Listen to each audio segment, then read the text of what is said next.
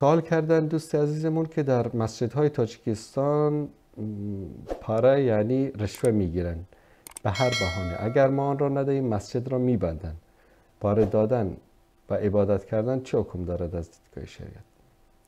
این دو شماره اخیرشون 19 از تاجیکستان سوال پرسیدن. ببینید، اصل بر این است که رشوت دادن جایز نیست. رسول الله صلی الله علیه وسلم میفرمایند الراشی و المرتشی فی النار. اما ما یک اصلی داریم در دین که وقتی که انسان مضطر باشه، وقتی که انسان احتیاج داشته باشه، مثلا از گرسنگی داره میمیره، میتونه که از گوشت سگ، گوشت خوک، گوشت گربه، گوشت حیواناتی که حرام هست برای زنده ماندنش استفاده بکنه.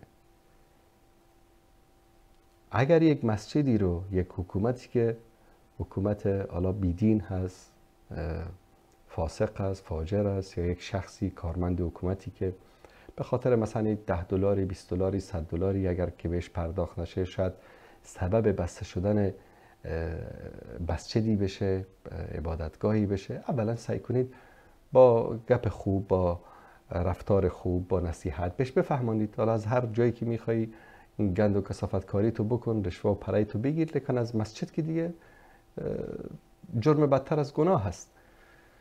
اما اگر چاره ای نبود، بنابر همین قاعده ای که انسان وقتی مضطر باشه و بعضی از اعمال میتونه که انسان تا وقت برطرف شدن این مشکل انجام بده، انشاءالله مشکلی نیست و الله سبحانه و تعالی این مصیبت رو از سر امت اسلامی دور بکنه که حتی برای باز بودن در مسجد هم مجبور باید رشوه بپردازن.